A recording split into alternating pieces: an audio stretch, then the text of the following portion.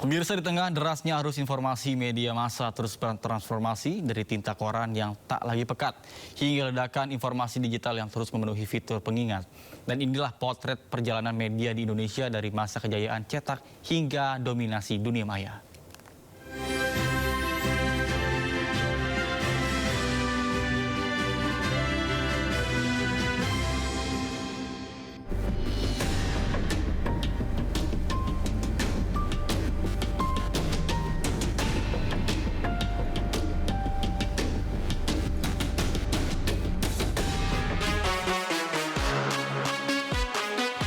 Riuhnya suara mesin ketik dan mesin cetak kerap mewarnai suasana ruang kerja redaksi media cetak di Indonesia, khususnya menjelang tenggat waktu alias deadline. Keriuhan yang sama juga mewarnai ruang kerja di ruang redaksi media elektronik seperti radio dan televisi. Semua berlomba demi menyampaikan informasi terkini, terakurat, dan bisa dipercaya kepada masyarakat. Tujuannya untuk membuka persepsi dan memberikan pengetahuan baru bagi publik. Tak sedikit informasi yang disampaikan menjadi bahan pertimbangan pengambilan keputusan bagi banyak pihak. Intinya, media massa pernah menjadi pilar utama pembentuk opini publik, baik televisi, radio, dan surat kabar, menguasai percakapan nasional. Media cetak mencapai puncaknya pada 1970 hingga 1990-an yang ditandai dengan meningkatnya oplah dan iklan. Radio mencapai popularitasnya pada 1960 hingga 1970-an. Radio menjadi media utama informasi dan hiburan sebelum televisi berkembang. Sementara televisi populer di kalangan masyarakat pada 1990 hingga 2000-an, terutama ketika masuknya televisi swasta yang menghiasi layar kaca.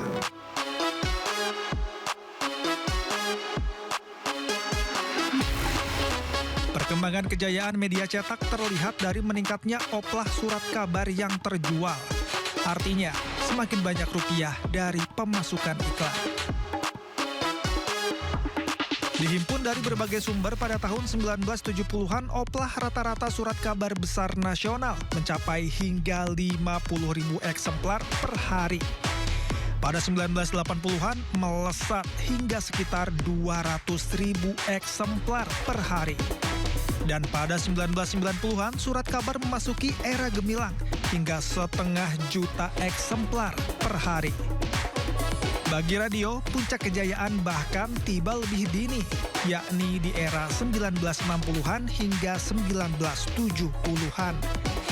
Menjamurnya stasiun radio swasta dan beragam program hiburan, termasuk musik, membuat radio memiliki tempat khusus di hati masyarakat.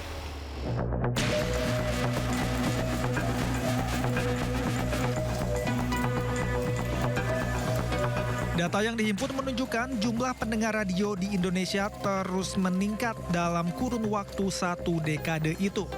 Tahun 1960 jumlah pendengar mencapai sekitar 5 juta pendengar. 1965 10 juta pendengar, 1970 20 juta pendengar, dan 1975 30 juta pendengar. Sementara itu bagi televisi, puncak kejayaan tiba usai dua jenis media massa sebelumnya. Bermunculannya stasiun TV swasta di era 90-an membawa lonjakan penonton dalam jumlah besar. Di awal hingga pertengahan tahun 1990-an, jumlah penonton mencapai 40 hingga 50 juta. Meski tidak mengalami pertumbuhan besar, jumlah penonton di awal hingga pertengahan 2000-an tetap meningkat, yakni hingga 65 juta.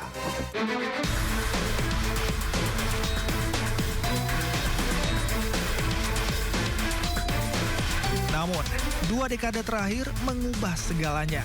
Digitalisasi membuat cara orang mengkonsumsi berita bergeser drastis. Surat kabar, radio, dan televisi tak lagi di hati. Semua beralih ke media digital dengan jaringan internet yang menjadi bahan bakarnya.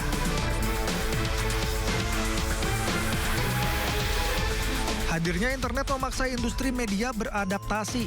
Koran beralih ke platform online, televisi memperkuat tayangan streaming, radio hadir lewat podcast, mengikuti ritme dunia yang serba cepat.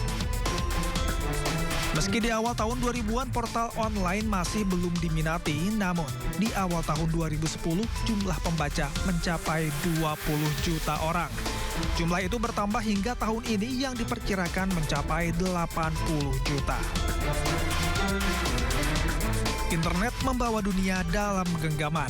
Kini, ponsel menjadi koran baru. Notifikasi menjadi breaking news, media digital tumbuh pesat memproduksi konten dalam hitungan menit bahkan detik.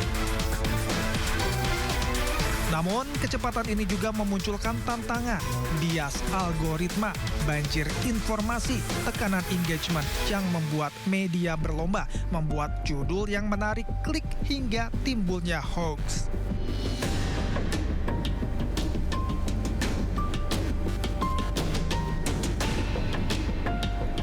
Namun tantangan terberat transformasi digital yang dihadapi model bisnis media adalah beralihnya pendapatan iklan ke platform global seperti Google, Facebook, dan TikTok. Banyak perusahaan media lokal kewalahan bersaing.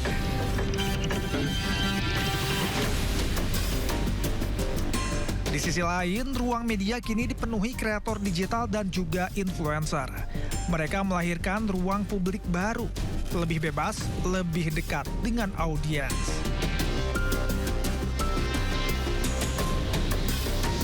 Misalnya saja podcast. Tahun 2020 jumlah pendengar podcast sekitar 15 hingga 20 juta.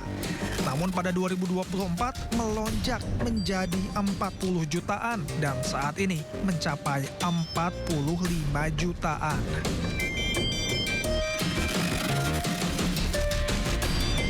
Kebebasan dan kecepatan informasi turut membawa konsekuensi.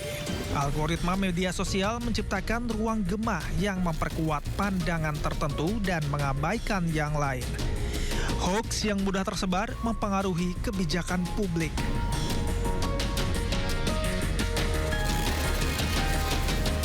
Meski penuh tantangan, peluang baru terus muncul. Teknologi membantu jurnalis bekerja lebih cepat, mulai dari analisis data, otomatisasi transkripsi, hingga personalisasi berita. Pemirsa, News Media Group membuktikan diri sebagai media terdepan yang selalu mengikuti perkembangan teknologi terkini. Informasi berikut akan dibawakan oleh penyiar Artificial Intelligence.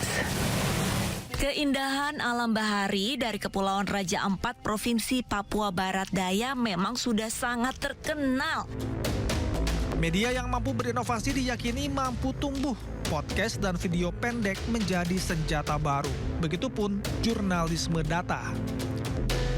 Di tengah tantangan untuk tetap menjaga jurnalisme yang bertanggung jawab, transformasi media adalah keniscayaan. Karena hanya ada dua pilihan, adaptasi atau mati.